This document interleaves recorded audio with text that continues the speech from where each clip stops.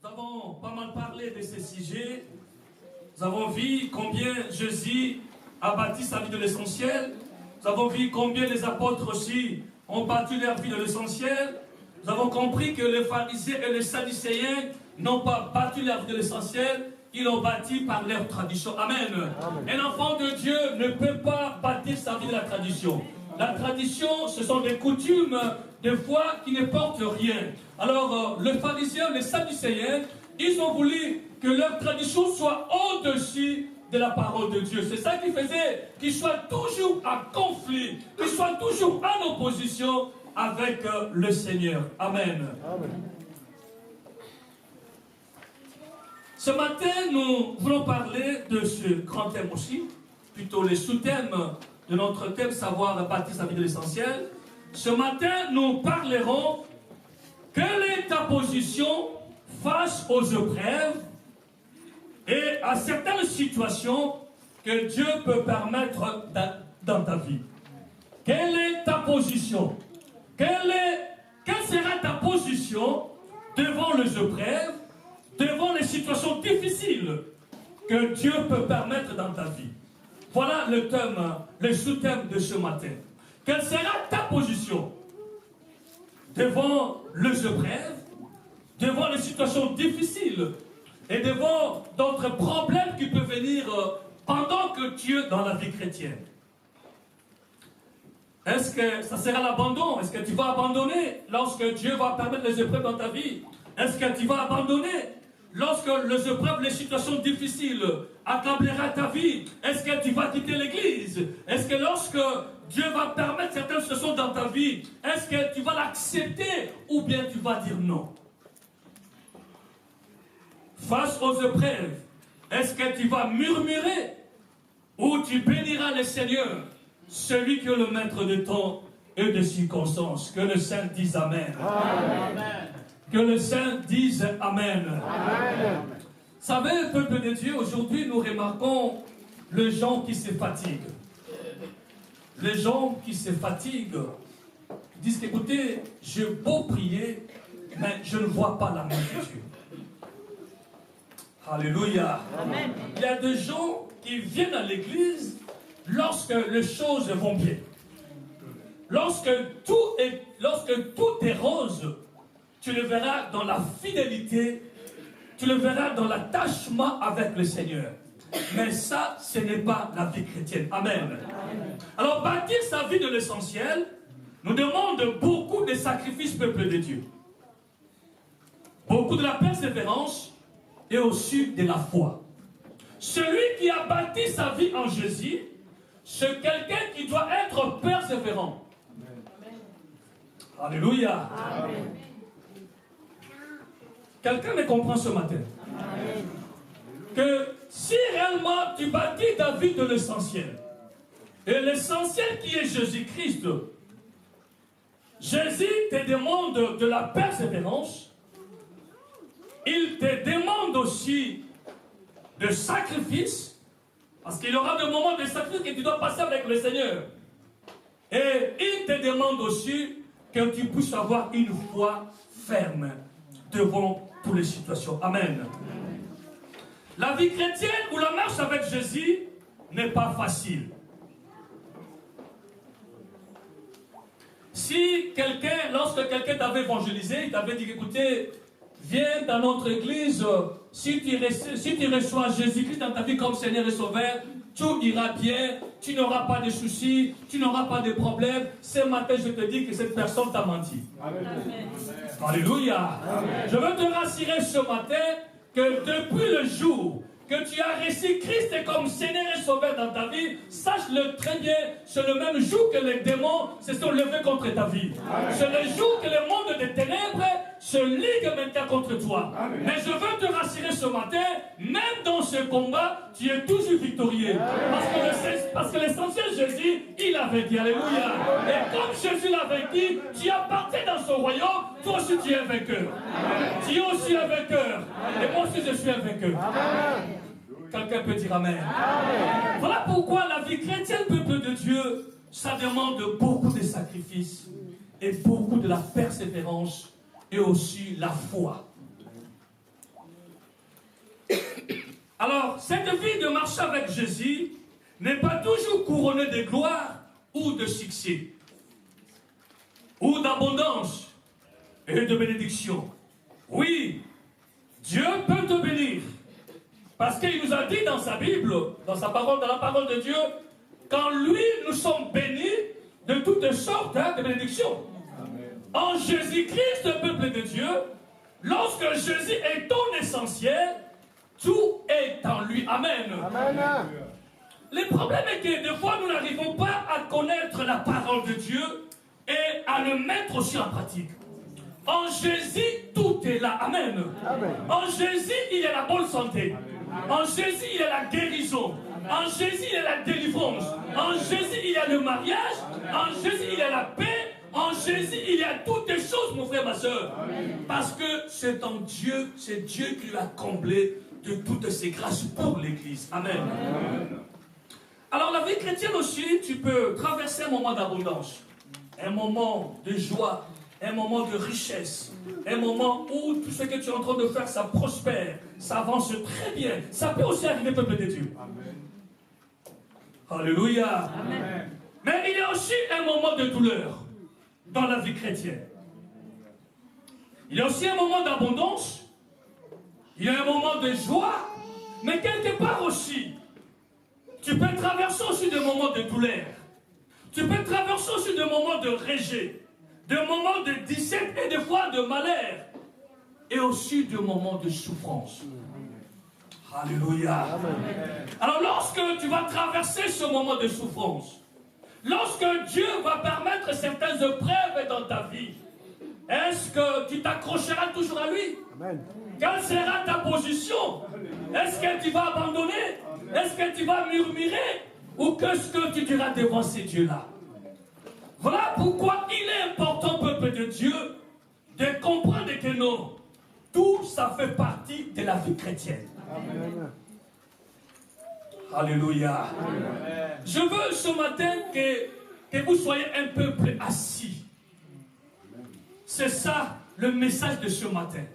Que vous soyez un peuple assidu, un peuple assis, quelles que soient les épreuves, quelles que soient les circonstances, que tu puisses comprendre ce que la parole de Dieu dit. Parce que beaucoup quittent l'église parce qu'ils ne connaissent pas la parole de Dieu. Beaucoup quittent les églises parce que Dieu a permis un moment de souffrance dans sa vie. Est-ce que c'est ça qui te fera fuir l'église? Je veux ce matin que vous compreniez que le chemin que vous avez suivi, il y a un moment d'abondance, il y a aussi un moment de pleurs. Donnez-moi les amis s'il vous plaît. Il y a un moment de souffrance. Un moment que tu vas dire, mais pourquoi Dieu m'a abandonné? Qu'est-ce que je... Non, tu n'as rien fait. Tu n'as pas aussi péché. Mais c'est un moment que Dieu est en train de te prouver. Amen. Alléluia. C'est un moment que Dieu est en train de te prouver. Dieu est en train de vérifier ta foi. Dieu est en train de te préparer à des grandes choses. Beaucoup de gens ont loupé leur grâce parce qu'ils ont quitté l'église pendant le temps de ce bref. Alléluia. J'ai traversé les épreuves dans ma vie et ces épreuves m'ont fortifié et ces épreuves ont fait que je sois bâti dans le Seigneur. Je veux ce matin que vous compreniez, même si tu es rejeté, mais que le rejet ne t'abandonne pas du Seigneur. Amen. Même si tous tes meilleurs amis t'enfuient, mais dis que j'ai mon essentiel. Amen. Mon essentiel est là et je m'accroche à lui. Cela me suffit. Amen. Alors, tout le moment de douleur, de fois de rejet, de disette, de pleurs, de lamentation, de souffrance, tout ce moment contribue plutôt à notre bonheur, à notre épanouissement, à notre progrès et pour l'accomplissement de notre destinée. Et cela fait partie du programme de Dieu pour ta vie. Amen. Amen. Amen. Quelqu'un peut dire encore Amen. Amen. Quelqu'un peut dire encore amen plus fort ce matin. Donc, tout le moment de douleur, tout le moment de souffrance, les épreuves que tu peux traverser dans ta vie, je veux que tu puisses comprendre que dans le plan de Dieu, Dieu l'a déjà planifié. Amen. Dieu l'a déjà préparé. Dieu l'a déjà ordonné. Cela contribue pour que ce que Dieu a préparé pour toi puisse s'accomplir et se réaliser. Amen.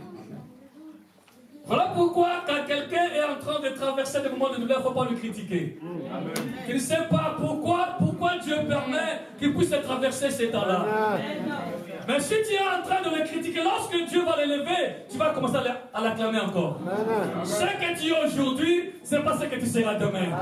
Ton demain est entre les mains du Seigneur. Amen. Alléluia. Amen. Voilà pourquoi il est important de s'accrocher à Dieu et de ne pas minimiser aussi son frère ni sa sœur pendant le moment de douleur qu'il peut traverser. Et surtout aussi, il ne faut pas dire qu'il a péché. Non, ce n'est pas simplement le péché qui peut pousser Dieu à te punir ou bien te faire passer dans ces temps-là. C'est Dieu lui-même qui permet toutes les choses dans notre vie. Amen. Amen. Prenons rapidement la lamentation de Jérémie au chapitre 3, versets 37 à 39, partie A. Lamentation de Jérémie, à partir du verset 3, chapitre 3, verset 37, et le verset 37 à 39, partie A seulement. Qui dira qu'une chose arrive? Qui dira qu'une chose arrive sans que le Seigneur l'ait ordonné?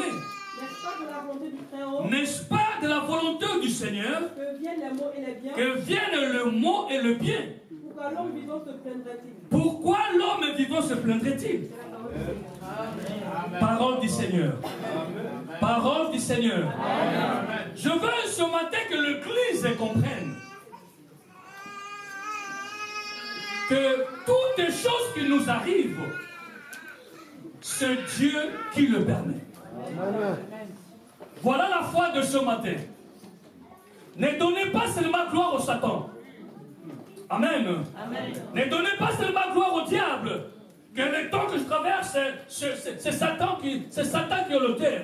La Bible déclare, qui dira qu'une chose arrive sans que le Seigneur l'ait ordonné? Qui dira qu'une chose arrive dans la vie d'un enfant de Dieu sans que son Père, qui est en train de veiller sur sa vie, l'ait ordonné? Ça veut dire que tout ce qui nous arrive, peuple de Dieu, ne l'attribuez pas simplement au Satan. Parce que plus que tu vas l'attribuer au Satan, plus que Dieu ne sera pas content de toi. Parce qu'avec Dieu, il faut traverser aussi des moments de épreuve. Avec Dieu, Dieu a besoin de nous forger. Dieu a besoin de travailler avec nous, peuple de Dieu. Voilà pourquoi Jérémie a dit, qui dira qu'une chose arrive sans que le Seigneur l'ait ordonné? N'est-ce pas de la volonté du Très-Haut que vienne le douleur, que vienne la souffrance, que Dieu peut permettre certaines souffrances, certaines difficultés, et Dieu peut aussi permettre certains bonheurs, certains succès, élévations dans ta vie. Toutes ces choses-là viennent de la volonté du Très-Haut. Amen. Amen. Alors, si ces deux choses vous arrivent, pourquoi l'homme se plaindra-t-il? Celui qui va se plaindre, celui qui ne connaît pas le Seigneur. Amen. Et qui ne connaissent pas aussi les Écritures de Dieu.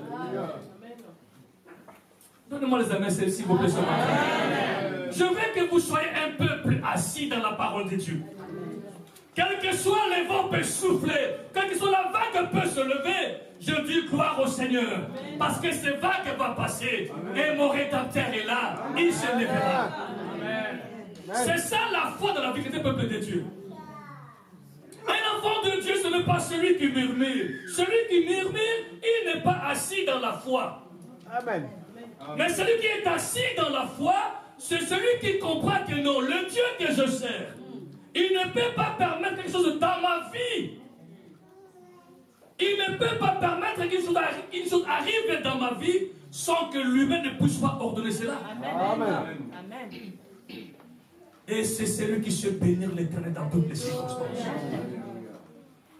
Je veux que vous soyez un peuple qui sait bénir Dieu dans toutes les circonstances de votre vie. Pas seulement dans le moment de bonheur, on te voit dans la joie, on te voit chanter, on te voit crier. Non, peuple de Dieu, même dans le moment de douleur, Dieu a besoin de te voir crier, de te voir chanter, de te voir louer. Si tu es un chrétien pareil, sache-le très bien, tu seras aimé de la part de l'Éternel. Dieu va t'aimer et Dieu va s'intéresser à toi. Amen. Alors pourquoi l'homme vivant se plaindrait-il? Pourquoi tout ce monde dans ma vie? Pourquoi toutes ces douleurs? Pourquoi Dieu a permis cela? Mais qu'est-ce que j'ai fait? Je ne viendrai plus à l'église. Oh, ce pasteur, il n'a pas l'onction, il a prié pour moi. Non, peuple de Dieu. Lorsque Dieu te fait passer dans le brève, Dieu lui-même est seul le motif, Dieu lui-même seul le pourquoi. Alléluia. Alléluia. Amen. On va chercher ce verset avec Romains chapitre 8. Romains chapitre 8 au verset 28.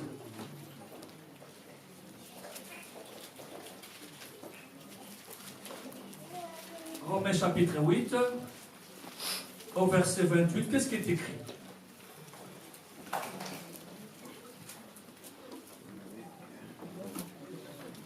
Allez-y, ma soeur. Romains 8, verset 28. Voyez la parole du Seigneur. Nous savons du reste que toute chose concourt au bien de ceux qui aiment Dieu, de ceux qui sont appelés selon son dessein. C'est la parole du Seigneur. Amen. Alléluia. Amen. Alléluia. Vous savez, ce matin, mon cœur est dans la joie parce que je suis en train de vous enseigner des choses des fondements de la vie chrétienne. Alléluia. L'apôtre Paul dit, nous savons du reste que toutes choses concourent au bien de ceux qui aiment Dieu. Alléluia. Amen. L'apôtre Paul dit, nous savons du reste, frère, que toutes choses, le mot comme le bien, le douleur comme la souffrance, l'abondance comme l'élévation, concourent au bien de ceux qui aiment Dieu. De ceux qui sont appelés selon son dessein. Dans d'autres versions, il est écrit de ceux qui sont appelés selon son programme. Amen. Ça veut dire que Dieu a un programme pour nous. C'est ce qu'on appelle un destin ou notre destinée. C'est le programme de Dieu dans notre vie. Alors, tous ceux qui aiment le Seigneur, s'il vous plaît, un peu du prédicable. Nous savons du reste que toutes choses concourent au bien de ceux qui aiment Dieu. Donc, si réellement vous aimez Dieu, si réellement vous êtes dans ces lieux et que vous aimez le Seigneur, si réellement Dieu est dans ton cœur, si réellement Jésus est ton essentiel, tu dois comprendre que toutes choses, le bonheur comme le malheur, le douleur comme la souffrance, l'abondance comme le succès, fait partie du programme que Dieu a établi dans ta vie. Amen. Il y a certaines choses dans notre vie, peuple de Dieu. Pour que cela se réalise, il faut que tu passes par une épreuve. Alléluia. Amen. L'épreuve, moi je l'ai passé, peuple de Dieu. J'ai passé dans les épreuves. Et je bénis Dieu parce que, quel que soit dans les épreuves, je l'ai accepté. Amen. Je me suis plié à sa volonté. Amen. Quel que soit le temps que ça a pris, j'étais devant sa présence. Et Dieu m'a exaucé et Dieu a intervenu. Amen.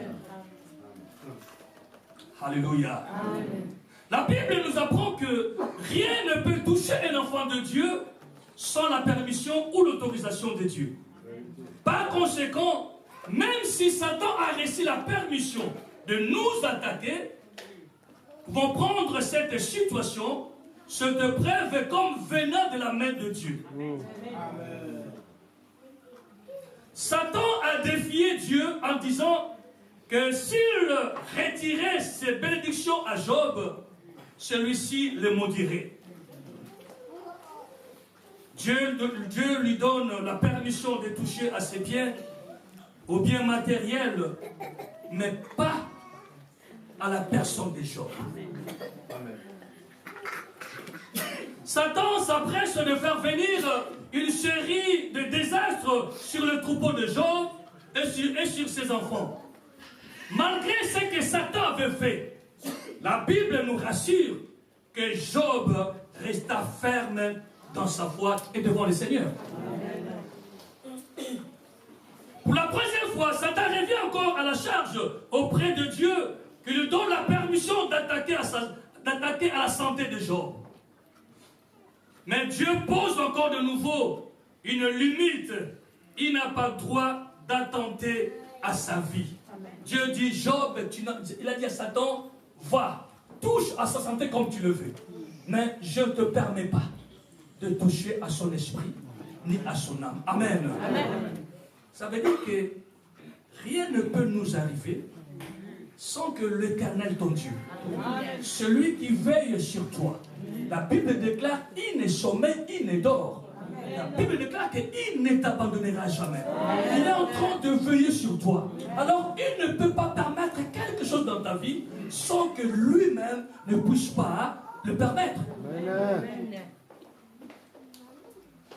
Satan est venu pour la troisième fois. Il a demandé que Dieu puisse permettre qu'il puisse toucher à sa santé. Dieu lui a permis. Et Dieu pose de nouveau une limite en disant, tu n'as pas le droit de toucher à sa santé. Amen. Amen. Merci. Et Satan infligea Job à une douleur maladie de peau qui s'étendit de la plante de pied jusqu'au crâne.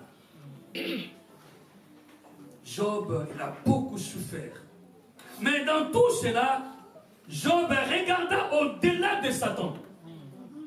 Amen. Amen. Dans toutes les épreuves que Job a traversées, de voir que les enfants sont partis, les troupeaux sont partis, les serviteurs sont partis, tout ce moment de douleur, déclare que Job ne regarda pas à Satan, mais Job a regardé à l'Éternel.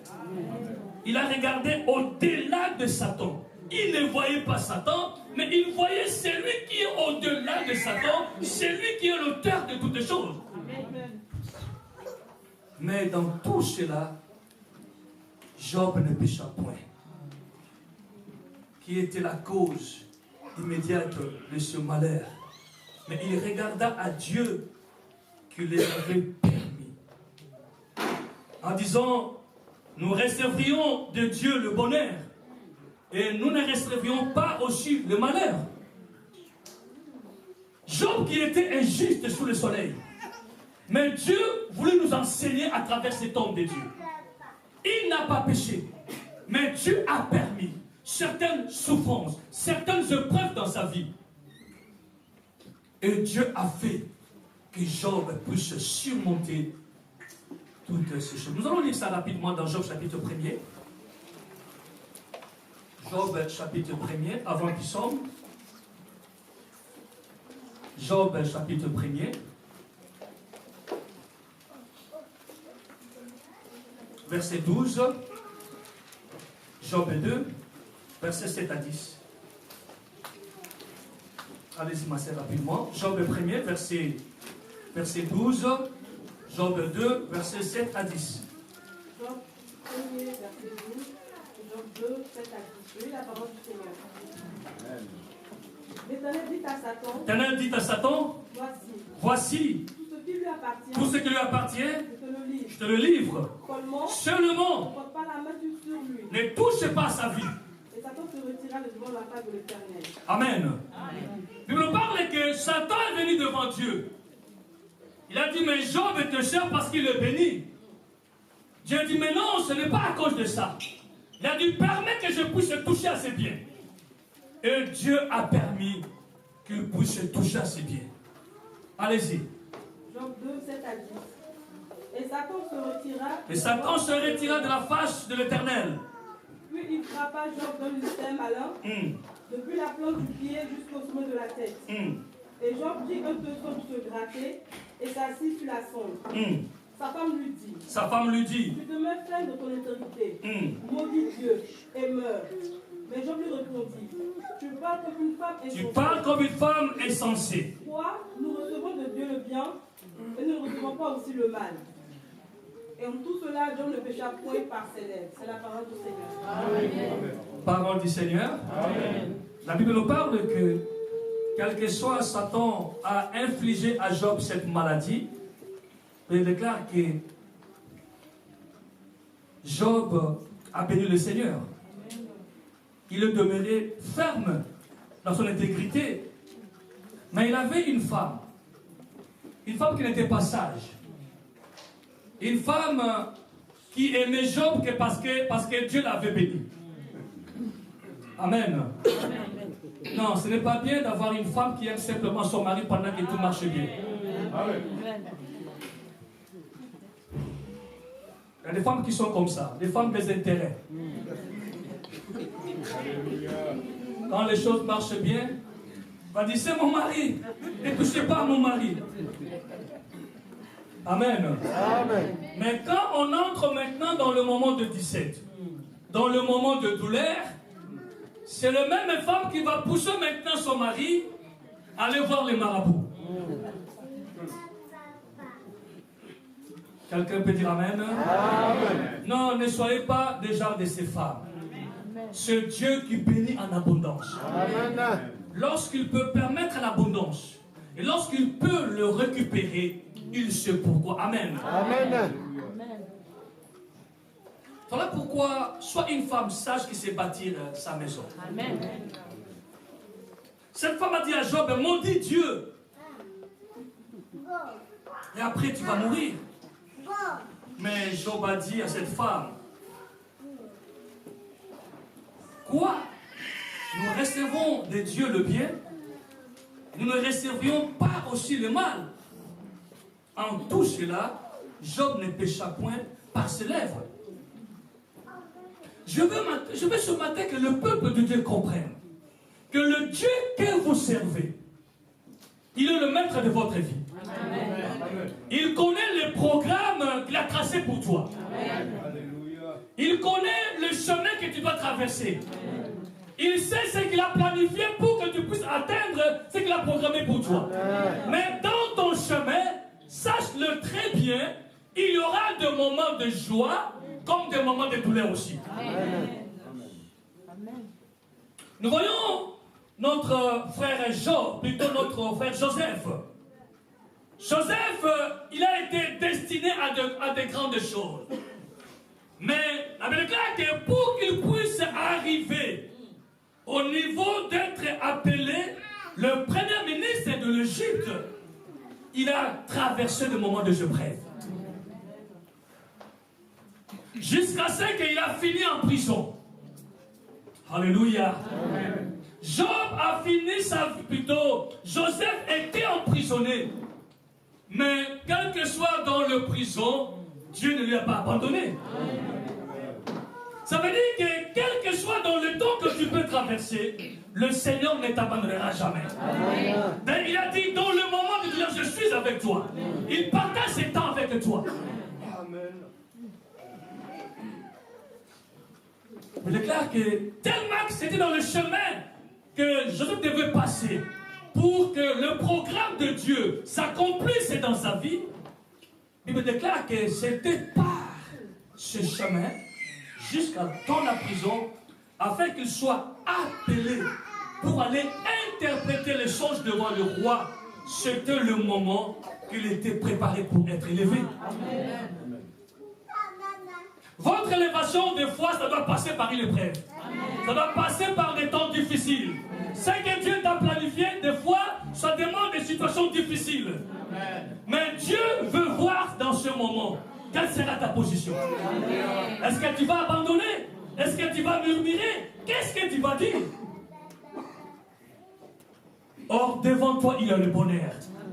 Devant toi, il y a le succès. Devant toi, il y a l'élévation. Mais l'Éternel permet certaines épreuves devant toi. Afin que tu sois réellement affermi. Amen.